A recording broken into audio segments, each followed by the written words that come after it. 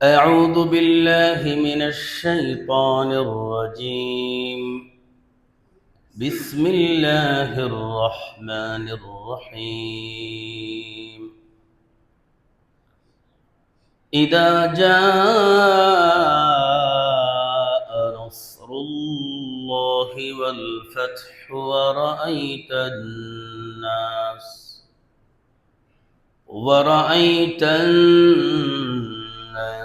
يدخلون في دين الله أفواجا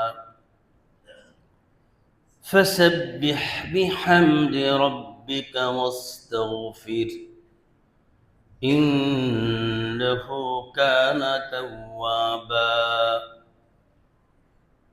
صدق الله مولانا العظيم. মক্কা বিজয়ের দিন সবাই হাসে, প্রিয় নবীজি হাসেন না, কাঁদেন। সাহাবায়ে কেরাম বলছেন, ইয়া রাসূলুল্লাহ, আরে আজকে কি কাঁদার দিন? আজকে তো কান্নার দিন, আমরা অত বুঝতেছি না। নবীজি বলতেছেন, দেখো, আমি যাকে নিয়ে খুশি করব ও তো দুনিয়াতে নেই, ও তো দুনিয়াতে নেই। যার কারণে আমার আজকে মক্কা বিজয় হলো, সে তো এখন দুনিয়াতে নাই। অথচ লোকটি কিন্তু মুসলমানও ছিলেন না, আব্দুল্লাহ ইবনে উরাইকিত। আজকে যদি আমার হাতে যদি সে জীবিত থাকতো, আমি আজকে বিজয়ের মালাটা তাকে পরাতাম, তারপরে আনন্দ করতাম। বলেন সবাই সুবহানাল্লাহ। আমাদের আবু সাইদ নাই, আমরা কি আনন্দ করি? কথা বলেন না কেন? মুগ্ধ নাই, কিসের আনন্দ? আরো কত শহীদ। আজকে আমাদের দুই রকমের চোখের পানি, কারো চোখের পানি ঠান্ডা, কারো চোখের পানি গরম।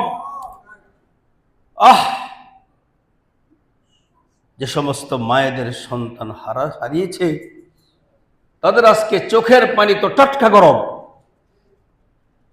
আর আমরা যারা বিনা কষ্টে দেশ ফেরত পেয়েছি, আমাদের চোখের পানি শীতল, আনন্দের কান্না। চোখের পানি দোনোজনেরই আছে। তবে একটা কথা বুঝতে হবে, দেশ শুধু আপনাদের স্বাধীন করলে হবে না, দেশ শুধু স্বাধীন করলে হবে না। আমি আজকে তেলাওয়াত করেছি সূরাতুন নসর, আমি আপনাদেরকে বুঝাবো আপনারা কি করবেন। রাজি করব? আল্লাহ আপনি সকলকে কবুল করেন। প্রথমত কথা হলো, যারা আপনারা দেশকে স্বাধীন করেছেন, তারা কোন আদর্শে চলবেন? নবীজির আদর্শে কি চলবেন? কে কে চলবেন হাত তোলেন। আল্লাহ আপনি কবুল করেন। নবীজির আদর্শ হলো যুদ্ধ করে দেশ জয় করো, যুদ্ধ করে দেশ জয় করো, ক্ষমা করে দেশবাসীকে জয় করো। যুদ্ধ করে দেশ জয় করো, উগজুল বেলাদ আলা তরিকিল কিতাল, দেশ জয় করো যুদ্ধ করে। আর ওয়াগজু আহলাল বেলাদ বিল আফওয়ে, দেশবাসীকে জয় করো ক্ষমা করে। এই আমলটি বঙ্গবন্ধু করেছিলেন, কেন না করেছেন? আপনারা বললে হবে নাকি? বঙ্গবন্ধু বলেছে সাধারণ ক্ষমার ঘোষণা করে গেলাম, কিন্তু তার মেয়ে তা পারে নাই। এজন্য তাকে 16 বছরে খেসারত দিয়ে এতিম বানিয়ে গিয়েছে মুক্তিযোদ্ধাদেরকে এতিম বানিয়ে চলে গেছে। 71 সালের যুদ্ধ এজন্য হয়নি যে আরেকটা যুদ্ধ করা লাগবে। সেই সমস্ত মুক্তিযোদ্ধাদের শ্রদ্ধা চিরজীবন করে যাব, তাদের শ্রদ্ধা চিরজীবন থাকবে। সাবধান, তাদের সাথে বেয়াদবি করা যাবে না। এখনকার ছাত্ররা যদি তখনকার মুক্তিযোদ্ধাদের সাথে বেয়াদবি করে, দেশে আবার যুদ্ধের অবস্থা তৈরি হবে। তখন আবার এদের সাথে তাদের নেক্সট জেনারেশন কিন্তু বেয়াদবি করবে। এজন্য বলতে হবে কোরআনে কারীম সব সমাধান দেওয়া আছে, নাই? ইন ইয়ামসাসকুম কারহুন ফাকাদ মাসাল কওমা কারহুম মিসলুহু ওয়া তিলকাল আইয়াম وتلك الأيام نداولها بين الناس। আরেকটা কথা বলি আপনাদেরকে, জানি না কতদিন আপনারা আমাকে পাবেন, আমি আপনাকে কতদিন পাবো। আমি যখন যে মসজিদে যাই, যে দল ক্ষমতা থাকে তারা আমার বিরোধী দল মনে করে। এতদিন মনে করছেন না আমি আওয়ামী লীগ করি না, ঠিক এখন থেকে আপনারাই বলবেন যে এটা একটা আওয়ামী লীগের দালাল। আল্লাহু আকবার। দুনিয়া বড় মসজিদে আমি যখন নামাজ পড়াইতাম, আমার মুসল্লি আছে এখানে দুনিয়ার, তখন ওরা মনে করতো আমি আওয়ামী লীগ করি। এরপর থেকে আওয়ামী লীগের 16 বছর 6 মসজিদ থেকে লাত্তি খাইতে আমাকে তো লাত্তি দেয় নাই, বেয়াদবি করেছে তারা বেয়াদবি করেছে। তাদের সমালোচনা করা যাইত না, আগেই বলতো সাবধান, মুখ সাবধানে কথা বলবেন। কোথায় পাইছিস বেটা? আজকে যার কারণে তোমাদের উপরে আল্লাহর গজব পড়েছে। নতুবা এই ছোট ছোট পোলাপাইনের কাছে অস্ত্র নাই, ঠিক মতো চলতে হবে। আজকে জন্য তোমরা যারা দেশ স্বাধীন করেছ, তোমাদের সাথে তোমরা এই কথাটা ভাইব না যে আমরা একজনকে সরাইছি ওই জায়গায় খাওয়ার জন্য। সাবধান। তোমরা কি আবার আমাদেরকে বলতে পারো যে সাবধান, আমাকে সরকারের বিরুদ্ধে কয়েন না। আমি কিন্তু ছড়ান্য মানুষ না। আমি তারপরেও মুক্তিযোদ্ধাদেরকে বলি নাই। কেন বলি নাই? ওনারা আমার বাবার বয়সের, কিন্তু তোমরা আমার ছেলের বয়সের। তোমাদেরকে আমি কি বলবো আর কি সাইজ করবো তোমরা তো জানো না। আমরা তাড়াতাড়ি বিদায় করে দাও। আমার বাবার বয়সের মুক্তিযোদ্ধা, কারণ আমার বাবা তো সংগ্রামের সময় ছিলেন। আমি জানি না তিনি যুদ্ধ করছেন না করছেন না, কারণ ওই যে বাধাতে নাম নেই। ওনার মতো অনেকে আছে যুদ্ধ করেও মুক্তিযোদ্ধার ভাতা পায় না।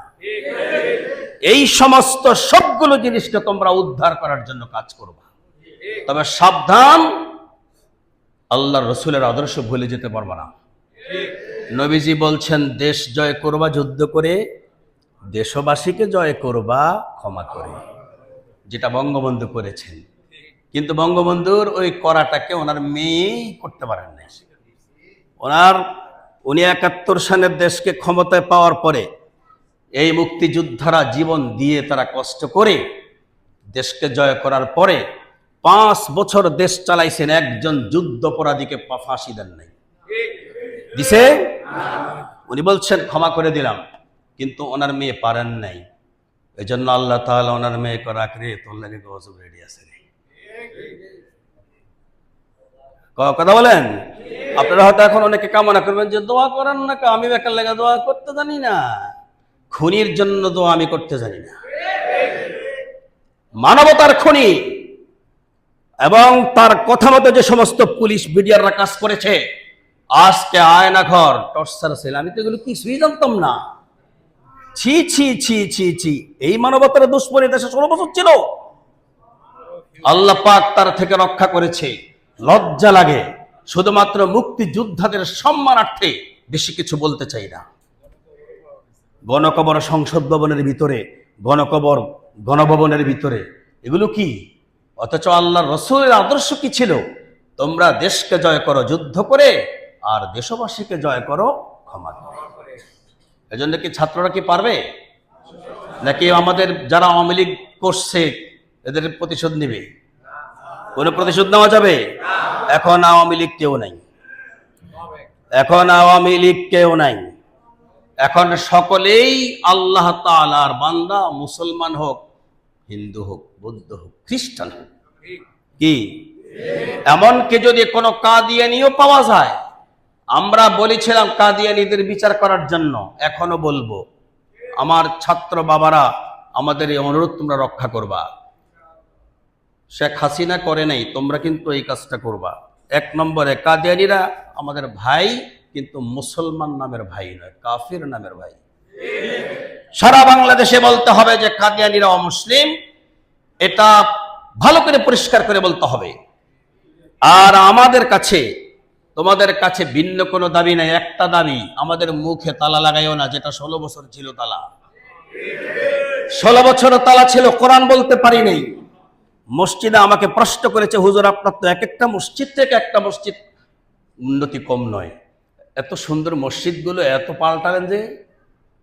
তখন আমি কেমনে বলি যে আপনাদের এখানে আসার আগে এমপি আসলামের গুরু কোবা শামসু আমার বিদায় করছে, তার আগে আসাদুজ্জামান খান কামালে আমার বিদায় করছে, তার আগে আর কে বিদায় করছে, এতগুলো নাম বলতে পারবো না, এগুলো লজ্জা বলা। এখন আমি একটা কথাই বলতে চাই, কোরআনের সঙ্গে যত মানুষ বেয়াদবি করবে আল্লাহ তাদেরকে সাইজ করে দেবে। কিন্তু একটা কথা, যারা যা করবে কামা তাদিন তুদান, जैसा करोगे वैसा भरोगे, भला करोगे भला पाओगे, बुरा करोगे सजा मिलेगा। তোমার সাজা তোমাকে আল্লাহ দিবে। তুমি কি জীবনে কল্পনা করেছো এই দেশ থেকে তুমি এভাবে পালায়ে যাবা? আজকে আজকে আমাদের দায়িত্ব কি, আমরাও যদি আবার প্রতিহিংসার মতো করি, সাবধান, কোনো প্রতিহিংসা করা যাবে না, বিচার হবে বিচারের মতো করে। প্রয়োজনে সুপ্রিম কোর্ট থেকে কোরআনের বিপরীত কোনো বিধান থাকলে তা অপসারণ করো, কারণ কোরআন কোনো মানুষকে ঠকায় না। নিজেদের মন গড়া কোনো আইন রাইখো না, সেগুলো সরায় দাও।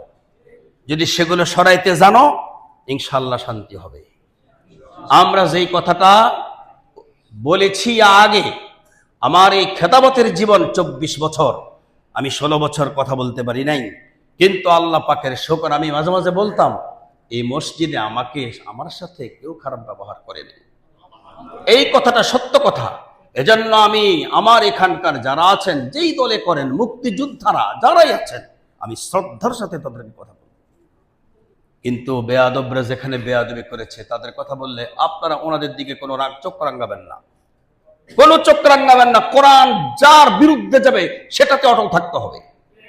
হযরত ওমর রাদিয়াল্লাহু তাআলা আনহু আবু শামাকে নিজ হাতে পাথর মেরে হত্যা করেছে, একবারও চিন্তা করে নাই আমি তো খলিফাতুল মুসলিমিন, আমার ছেলেকে আমি যদি এভাবে হত্যা করি সারা বিশ্বের মানুষ আমার ছেলের বদনাম বলবে, আমাকে ছোট ছোট হতে হবে না। বরঞ্চ তিনি বলেছেন আমার বদনাম হোক আর যাই হোক, বিধান আল্লাহর আমি প্রতিষ্ঠা করব। আমরা গর্বের সাথে এখন বলি, ওমর নিজের ছেলেকে প্রস্তারাঘাতে হত্যা করে তিনি কি ছোট হয়েছেন, নাকি আমাদের কাছেও অনেক বড় হয়েছে? কারণ যেই বাবা পুত্রের বিচার করতে জানে ওটাই আদর্শবান বাবা। কথা ঠিক তো?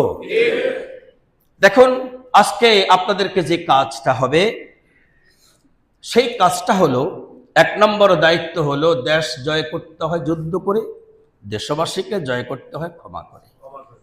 তাহলে এই যে আগুন দেন কেন জায়গায় জায়গায়?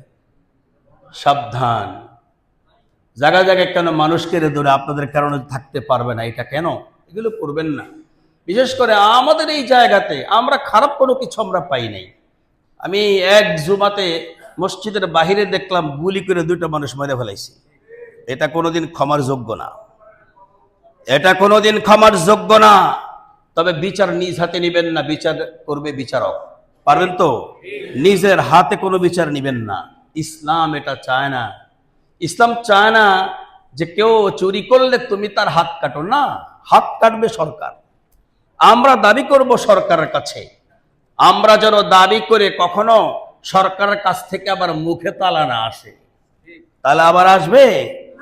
যদি তালা আসে, বলে দিই আপনাদেরকে, আপনারা কিন্তু বঙ্গবন্ধুর চাইতে বড় নেতা হতে পারেন নাই। বঙ্গবন্ধু 71 সনে যুদ্ধ করার সময় আমরা বাঙালিরা কখনো কল্পনা করিনি আর একটা যুদ্ধ করা লাগবে। আর একটা যুদ্ধ যখন হয়েছে, যুদ্ধের দরজা খুলছে, যুদ্ধ আবার হবে প্রয়োজনে। যুদ্ধ বন্ধ হবে না। যখন যে দুর্নীতি করবে তার বিরুদ্ধে যুদ্ধ হবে। রাজি তো আপনারা? কে রাজি? হাত উঁচু করে রাখা। আল্লাহ এই হাত আপনি আবু সাইদের পক্ষ থেকে আপনার হাত আমরা চাই আল্লাহ, মুক্তের পক্ষ থেকে আমরা চাই আল্লাহ। হাত নামান। এই এতটুকুন কথা আপনারা আমার কাছ থেকে চাইছেন, এবার আমি আপনাদেরকে বলবো। সেই কথাটা হলো এই, আল্লাহ তাআলা কোরআনে কারীমের মধ্যে বলেছেন সাহায্য যখন আসবে বিজয় যখন আসবে তখন দেখবা আগের চাইতে মুসলমানের সংখ্যা দিন দিন বাড়তেছে। মুসলমানের সংখ্যা দিন দিন মুসলমান বুঝেন কি? পূর্ব থেকে কালিমা আছে, এটার নাম হলো মোমেন। পূর্ব থেকে কালিমা আছে, এটার নাম মোমেন, কিন্তু আমল করে না, এটার নাম মুসলমান না। কথা বলে করে বুঝেন? মোমেন আর মুসলমান কাকে বলে? দিলে কালিমা আছে, উদাহরণ দিলে বুঝবেন। এক লোক এই মাত্র ইমান আনলো, ইমান আনার পরে নামাজের আজানও হয় নাই, নামাজের আজানও হয় নাই, অর্থাৎ তার নামাজ হইলে আজান হইলে নামাজ পড়লে গিয়া তিনি একটা কাজ করার সুযোগ পাইতেন। ইমান আনার পরে ইমানের দাবি অনুপাতে যে কাজ করতে পারে তাকে বলে মুসলমান, আর যে কাজ করতে পারে না, করে না, তাকে মুসলমান বলা হয় না। আমাদের দেশে অনেক মুমিন এখনো এমন আছে ফজরের নামাজে ঘুমায়া থাকে। কথা বলেন থাকে কিনা? কেন থাকে জানেন? ওরা মনে করে আল্লাহ তাআলা গাফেল। কথা নাই। ওরা কি মনে করে? ওরা মনে করে আল্লাহ গাফেল, অথবা মনে করে থাক আল্লাহ কি করবো আমরা জানি, আল্লাহ মাফ করে দিব। আল্লাহ কোরআনে বলেন ওয়ালা তাহসাবান্নাল্লাহা গাফিলা আম্মা ইয়া'মালুয যালিমুন। আল্লাহ বলেন রাসূল পৃথিবীর মানুষকে পরোক্ষভাবে বিষয়টা জানান, যারা আমার কাছে নাই, আপনার কাছে নাই। আমি পরোক্ষভাবে আপনার সকল উম্মতকে বলতে চাই, আপনি এবং সকল মোমেন কেউ আমাকে যেন জালিমদের ব্যাপারে গাফেল না মনে করে, গাফেল মনে না করে। জালিমে জুলুম করে আর মনে করে আরে আল্লাহকে আমার দিকে দেখতেছেন, আমাকে যেন গাফেল মনে না করে। ওয়ালা তাহসাবান্নাল্লাহ, আপনিও গাফেল মনে করেন না আমাকে, আল্লাহকে আপনিও গাফেল মনে করেন না, এবং আপনার পাশাপাশি যত আপনার উম্মত আছে তারাও যেন গাফেল মনে না করে।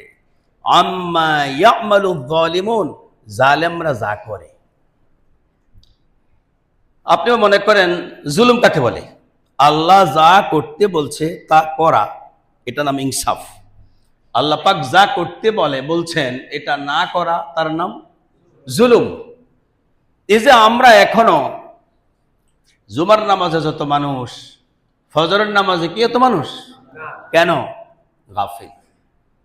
এজন্য গাফেল হয় কে? কোন মুসলমান গাফেল হয় না।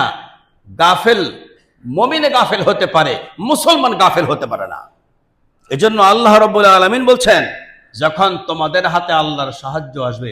আচ্ছা বলুন তো দেখি, যা হয়েছে, যে বিজয়টা আপনারা করেছেন, এটা কি আপনাদের সম্পূর্ণ ক্ষমতা না আল্লাহর সাহায্য? ক্ষমতা যদি থাকতো অস্ত্র কি আপনার কাছে ছিল? আল্লাহ পাক আপনারা নিরস্ত্র, আপনাদের ভয় অস্ত্রওয়ালাকে দিলে ঢুকাই দিছে।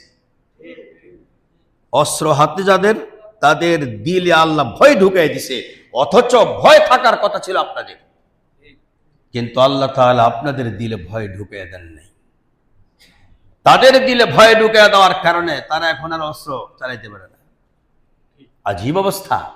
আমি তো ওই দিন যাত্রাবাড়ি থানার পাশে, কিন্তু কতক্ষণ পর পরে গুলি, কতক্ষণ পর পরে গুলি। এই যে একটা পরিস্থিতি, কারণ কি আমার পূর্ব মসজিদ দনিয়ে বড় মসজিদ, আমি সেখানে ওদের সাথে উপস্থিত। এরপরে হঠাৎ করে ওরা কি বলতেছে, আমাদের আর হাতে গুলি চলে না। তবে আফসোস লাগছে, বদরের যুদ্ধের দিন মুহাম্মদ সাল্লাল্লাহু আলাইহি ওয়াসাল্লাম, সাহাবায়ে কেরাম যে সমস্ত কাফের বেদিনগুলোকে ফলায় রাখছিল হত্যা করে, এই যাত্রাবাড়ি থানার ভিতরে কি করুণ অবস্থা হয়েছে এই পুলিশগুলোর। ওদের কোনো প্রয়োজন ছিল এই জনগণের প্রতি গুলি চালানো? আমি রাস্তার উপর জানাজা পড়ছি, আশ্চর্য, এত মানুষ সব জায়গা থেকে, সকলেই বলতেছে সবকিছু ঠিক আছে এবং শেখ হাসিনাও দেশে নাই, এই অবস্থা তারা ভিতর থেকে গুলি চালায়। কত কোল খালি করলি, কিন্তু বাঁচতে পারছ? বাঁচতে পারস নাই। আর এখন যেই যা অবস্থা চলছে কারাগারের ভিতরে, কারাগারের ভিতরে যেগুলো এখন চলছে, মুসলমানের লাশ আর লাশ, এগুলো খুব তাড়াতাড়ি কিভাবে বন্ধ হবে? এগুলো তাড়াতাড়ি বন্ধ করেন। তার কারণ কি? এটার নামেই যতটুক হয়েছে এতটুকুনই কিন্তু স্বাধীন হয়ে যায় না। স্বাধীনতার অনেক বাকি আছে। এই জন্য আল্লাহ তাআলা বলেন, আমার সাহায্য লাগবে, আমার বিজয় লাগবে, তখন তোমরা দেখবা তোমরা আমলের দিকে ঝুঁকে আছো। আপনারা কি আমলের দিকে ঝুঁকতে পারবেন? নাকি শুধু সহিংসতার দিকে ঝুঁকবেন? না, অহংকার করা যাবে না, অহংকার করা যাবে না। এর মধ্যে অনেক ছোট বাচ্চা আছে, ওরা বুঝবে না, ওরা মনে করবে আরে দেশ তো আমরাই জয় করেছি। কিয়ামত হবে সর্বশেষ জিহাদ দ্বারা। ছোট্ট একটু ইশারা করে বুঝিয়ে দেই, সর্বশেষ যেই জিহাদ দ্বারা কিয়ামত হবে, অল্প সংখ্যক মুসলমানের মাধ্যমে সারা বিশ্বের কাফের বেদিনরা পরাজিত হবে। তখন দুই দেশের দুইজন, ইটালির একজন আর হলো ফিলিস্তিনের একজন, দুই দেশের দুইজনে ওরা দুজন এক দলে থাকবে। আস্তে আস্তে বলবে, মুসলমান বলবে যে আল্লাহ আমরা যা করেছি আপনার কোরআন দ্বারা জয় করেছি। ফিলিস্তিনের মুসলমান এই কথাটা বলার পরে ইটালির একটা লোকে বলবে যে না না না না, কোরআন দ্বারা তো করিনি, করছি তো বাইবেল দ্বারা। কি দ্বারা? এই দুইজনের সাথে কথা বাড়তে বাড়তে বাড়তে বাড়তে এমন একটা পর্যায়ে যাবে, আবার সারা বিশ্বে দুইটা দল হবে। মুসলমানের এক দল, মুসলমান ছাড়া আর যত দল আছে সবাই এক দল। হায় হায়! আচ্ছা বলুন তো দেখি, সারা দেশ থেকে সব কাফির বেদিন সবার সাথে জয়লাভ করার পরে এই দুই বেচারা তো, এরা তো জিতল, কিন্তু এই জেতার পরে এরা আবার যুদ্ধে নামবে কেন? কে মানে স্বাধীনতা আনছে কে? এই স্বাধীনতাকে আনা নিয়ে যে সমস্যা দেখা দিবে, পুনরায় আবার যুদ্ধ হবে, আবার যুদ্ধে অসংখ্য মানুষের হতাহত হবে। হতাহত হওয়ার পরে ইমাম মাহদী আসবেন সাহায্য করার জন্য, মুসলমানের পক্ষ করার জন্য। ঈসা আলাইহিস সালাতু ওয়াস সালাম আসবেন। সর্বশেষ অল্প সংখ্যক মানুষ দ্বারা মুসলমানের হাতে সকলেই পরাজয় বরণ করবে। কিন্তু আমার বলার উদ্দেশ্য হলো, যতদিন পর্যন্ত ওই দুই ব্যক্তি দেশ স্বাধীন নিয়ে তর্ক না করবে, ততদিন পর্যন্ত কিয়ামত হবে না। সাবধান! কে স্বাধীন করেছে? বলুন, সবাই করেছে। কে সাহায্য করেছে? সবাই শরিক ছিল। আমার তো মনে হয় শেখ হাসিনার যদি কর্মকাণ্ড এগুলো যারা সত্যিকার অর্থে বিবেকবান পছন্দ করার কথা না। মুক্তিযোদ্ধারা কখনো পছন্দ করতে পারে না। যারা নিজেদের সবকিছু দিয়ে জিহাদ করেছে ৭১ সালে, তারা শেখ হাসিনার এটাকে মানবে? এত কিছু মানবে? কখনো মানবে না। এজন্য সকলে আমরা ভাই ভাই হয়ে চলতে পারবো তো ইনশাআল্লাহ? আমাদের দায়িত্ব কি? আমাদের দায়িত্ব হলো বেশি বেশি করে সুবহানাকা ওয়া বিহামদিকা আস্তাগফিরুকা ওয়া আতুবু ইলাইকা, এই চারটা বাক্য পড়বো আমরা। কি কি বলেন? সুবহানাকা ওয়া বিহামদিকা আস্তাগফিরুকা ওয়া আতুবু ইলাইক। কি অর্থ? হে আল্লাহ, যা কিছু আপনি আমাদেরকে দান করেছেন, আমাদের কোনো পাওয়ার নাই, আর আপনি এই সমস্ত জায়গাতে আপনি এক সত্তা, কোনো দুর্বলতা নাই। এজন্য আপনি নিরস্ত্রকেও শক্তি দিয়ে দেখায় দেন, অস্ত্রওয়ালাকে দুর্বল বানায় দেখায় দেন। এমন ঘটনা কি অতীতে ঘটছে না? আল্লাহ শুকর, এখনই ঘটছে। এখনই আল্লাহ তাআলা দেখিয়ে দিয়েছেন এই দুর্বল অল্প বয়সের ছেলেগুলোকে দিয়ে আল্লাহ তাআলা দেখিয়ে দিয়েছেন, দেখ রে, যা করেছি আমি করেছি। সুবহানাল্লাহ। ওই যে নবীজিকে পুরা ঘেরাও করেছে। ঘেরাও করার পরে নবীজি হাত তুলে বসেছে, আল্লাহ বের হবো কেমনে? আল্লাহকে, তোমার পায়ের তলা থেকে মাটি নাও, এক মুষ্টি মাটি উঠাও, মাটিগুলো উঠায়া তুমি মাটিগুলোকে হাতে নিয়ে তুমি ফু দিয়ে ছেড়ে দাও। চতুর্দিকে যারা আছে তোমাকে গ্রেপ্তার করার জন্য আমি আল্লাহ সকলের চোখের সামনে, সকলের চোখে আমি দুলাগুলোকে পৌঁছে অন্ধ করে রাখবো, তুমি বেরিয়ে যাবে, কেউ কল্পনাই করতে পারবে না। এগুলো করে কি? এজন্য এক নম্বর সাহায্য কে করছে? আল্লাহ।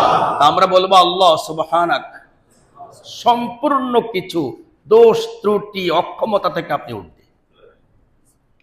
অবিহামদিকা, প্রিয় নবীজি যেদিন মক্কা বিজয় করেছিলেন সেদিন প্রিয় নবীজির আমল ছিল মুখে 2টা আর 8 রাকাত নামাজ তিনি পড়েছেন।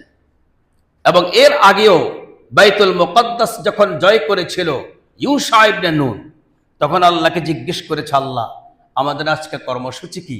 আল্লাহ বলছেন উদখুলুল বাবা সুজ্জাদা। সুবহানাল্লাহ বলে আল্লাহ বলেছেন তোমরা সিজদা করে বাইতুল মুকদ্দাসে প্রবেশ করো।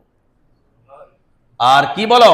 ওয়াকুলু হিত্তা, আর তোমরা সকলে বলো আহতিত লানা আহতিত আন্না যুনুবানা, আল্লাহ আপনি আমাদের ভিতরের যত গুনাহ আছে সবগুলো গুনাহ মাফ করে দেন। অথচ ওরা কিন্তু জিহাদ করেছে। ইসলামে মুসলমানদের উপরে প্রথমে জিহাদ ফরজ হয়েছে মুসা আলাইহিস সালামের উম্মতের উপর। যখন তারা ময়দানে তিহে ছিল, 40 বছর ছিল, আল্লাহ তাদের উপরেই জিহাদ প্রথম দিয়েছেন, অন্যায়কে রোধ করার জন্য জিহাদ চালু করা। আরেকটা জিনিস এবার ছাত্রদের বুঝে আসছে যে জিহাদের ট্রেনিং তাদের কত দরকার ছিল, অঙ্গ সঞ্চালন কত দরকার ছিল, দৌড় শিখা কত দরকার ছিল। এজন্য আল্লাহ তাআলা বলেন তুরহিবুনা বিহি আদুব্বাল্লাহি ওয়া আদুব্বাকুম, জিহাদের ট্রেনিং নিলে ইহুদি খ্রিস্টানরা যে কত থরথর করে কাঁপে আমি আল্লাহ জানি, তোমরা জানো না। এজন্যই তারা জিহাদ দেখলে কয় জঙ্গি, জঙ্গি মানে সন্ত্রাসী বলে।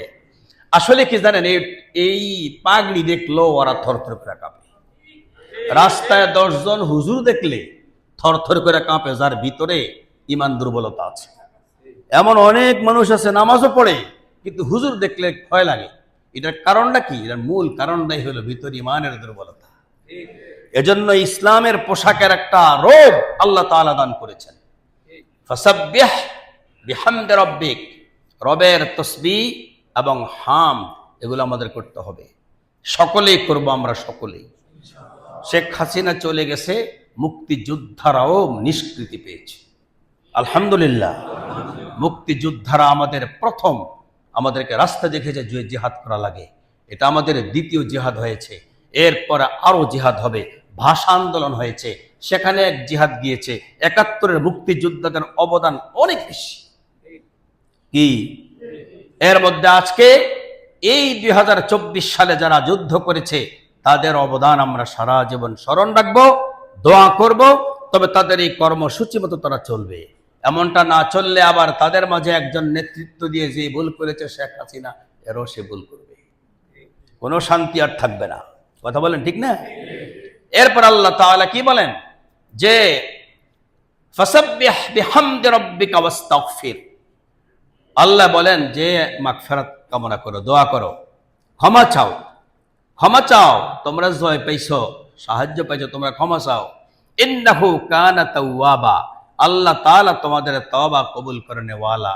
আপনি দেখবেন আজকের এই দিনে আমাদের এই বাংলাদেশে আমরা যাহা আশা করছি এর মধ্যে যদি একটু সামান্য আত্মম্বরিতা পয়দা হয়ে যায়, ও আমি তো করেছি, সব শেষ হয়ে যাবে।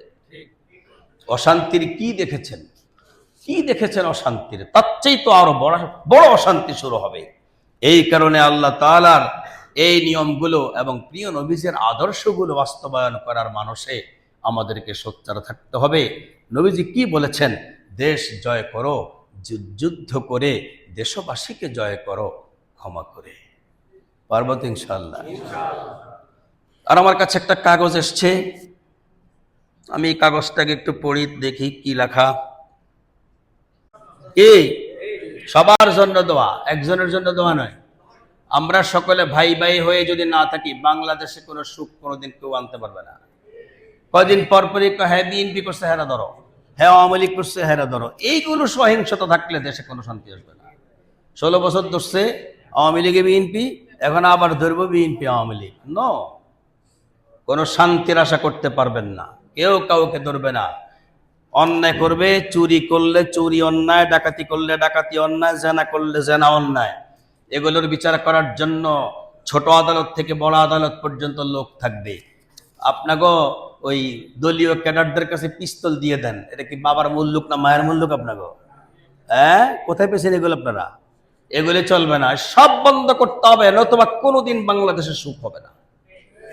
আমি অত্যন্ত আনন্দিত যে আমাদের এই সমন্বয়কদের মাঝে নাহিদ আমাদের ছেলে, আলহামদুলিল্লাহ।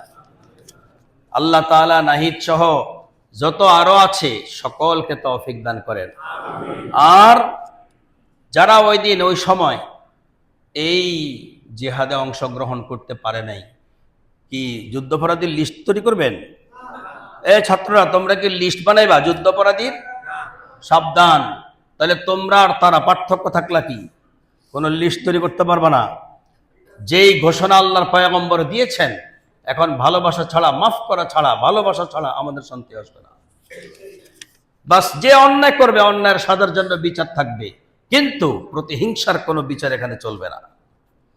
ছাত্রদের নামে কেউ চাঁদা উঠাতে, কেউ চাঁদা দিবেন না। আলহামদুলিল্লাহ। না না, ওরা যে কাজ করে দেখেন, আমি আজকে আরো আগে আসতাম, এক আশ্চর্য জিনিস দেখলাম আমি আজকে স্টাফ কোয়ার্টারে। যখন গাড়ি চলে তখন জনগণের চলাচল বন্ধ, আশ্চর্য। আবার যখন জনগণ চলাচল করবে তখন গাড়ি চলাচল করা বন্ধ। এই পুলিশ এই জীবনে এগুলো আমরা দেখাইতে পারছে? আর আমি আজকে রাগ করে ফেলছি, কি ব্যাপার, মানুষ খারাপ হয়েছে কা? ওরা কয়, হুজুর মনে হয় তো আর এই রাস্তায় আসেন নাই, প্রথম আসছেন, এখন গাড়ি যতক্ষণ চলবে আপনারা হাঁটবেন না, কারণ গাড়িওয়ালারা টানবে, ঘুরবে, একজনের পায়ে উঠতে পারে, একজনের নিচে পড়ে যেতে পারে, প্রাণ রক্ষা করার জন্য একটু ধৈর্য ধরেন। সুবহানাল্লাহ। ওরা কি আর আগে পুলিশে ট্রেনিং করছে নাকি উপর থেকে সাহায্য? এত বছরে, আমার এই জীবনে 50 বছর বয়সে আমি জীবনে দেখলাম না যে যখন মানুষ হাঁটে তখন পুলিশ খাড়া, যখন গাড়ি খাড়া, আর যখন গাড়ি চলে তখন মানুষ খাড়া। এটা আমি জীবনও দেখিনি। ওই উপরাদা হাইটটা আসেন কেন? উপরাদা হাইটে আসতে হবে। অনেক মানুষ এমন আছে না যারা উপরে উঠতে পারে না? ওভারব্রিজে কি সবাই উঠতে পারে? এজন্য পুলিশের দায়িত্ব কি ছিল? যারা অক্ষম দুর্বল তাদেরকেও পার করে দেওয়ার জন্য সুযোগ করে রাখা, সবাই বাধ্য করতে না করা। আল্লাহ পাক আমাদের এই ছেলেগুলোকে, এদের দ্বারা আমাদেরকে, সারা বাংলাদেশের মানুষকে আল্লাহ পাক খাস রহমত অবতীর্ণ করেন। আপনারা কি খুশি? কে কে খুশি দেখে হাত দেখান। মাশাআল্লাহ, আলহামদুলিল্লাহ। নামান। কাহারও যেন এমনটা আমি কোনোদিন না শুনি যে কাহারও কথার দ্বারা আমাদের কোনো মুক্তিযোদ্ধা বা যারা আওয়ামী লীগ ছিলেন কোনো কষ্ট যেন না পায়। সাবধান, সবাই এক হয়ে যাবেন। দল টল বুঝি না, আমার তো মন চায় এই দলমলের বাহির এই দেশটা ভালো করে চলো। যত গন্ডগোল সব দলীয় কোন্দলের ভিতরে। ছাত্রদের নামে এটা তো বললাম, অত্র এলাকায় দোকানপাট থেকে কেউ চাঁদা উঠালে চাঁদা দিবেন না, কেউ উঠালে তাকে আটক করবেন। অনুরোধ ক্রমে অত্র এলাকার ছাত্র সমন্বয়ক বৃন্দ। মাশাআল্লাহ, আল্লাহ তুমি তৌফিক দান করো। আর ওই যে রাস্তা যে মূল জাম লাগবে পুলিশের চাঁদার কারণে, এগুলি কি হবে? পুলিশ দাঁড় করালেও পুলিশকে সমস্ত প্রশিক্ষণ দিয়ে দাঁড় করাতে হবে। না না, হবে না, পুলিশ আনতে হবে না। এই ছাত্রকে লেখাপড়া থেকে সারাদিন কেবল তো আসতে চালাবো নাকি? পুলিশ তো লাগবে। পুলিশ অত অন্য নামে আসবে, যে নামে আসুক আসবে, শুনি তো অনেক কথা, কিন্তু ছাত্র দিয়ে তো আর এই সারা জীবনে রাস্তা কন্ট্রোল করলে হবে না। ওরা কি শুধু রাস্তা চালালে হবে নাকি? ওরা কেন আন্দোলন করছে? 1 নম্বর আন্দোলন ছিল তাদের মেধাকে অগ্রাধিকার দেওয়া। এখন যদি রাস্তা খারাপ থাকে, মেধাগুলি থাকবো? আচ্ছা বলেন তো দেখি, 1000 পাওয়ারের লাইট বিদ্যুৎ শূন্য করলে কি সামান্য আলো হবে? কিন্তু 0 পাওয়ারের লাইট বিদ্যুৎ সংযোগ থাকলে কি অন্ধকার থাকবে? না মিটমিট করে হলে একটু আলো দিবে? এখন যত মেধাবী হোক, যদি তাকে শিক্ষাঙ্গনচ্যুতি করা হয়, তাহলে কি তার থেকে কোনো মেধার বিচ্ছুরণ ঘটবে? মেধার বিচ্ছুরণ ঘটার জন্য তাকে পড়াশোনা করতে হবে। কোনো অটো পাস এগুলো যেন দেশে কোনোদিন না শুনি, কোনো করোনা ভাইরাস নামক কোনো আন্দোলন যেন কোনোদিন যেন না শুনি, এগুলো খেয়াল রাখতে হবে। আল্লাহ তৌফিক দান করেন। ওয়া আখিরু দাওয়ানা আলহামদুলিল্লাহি রাব্বিল আলামিন।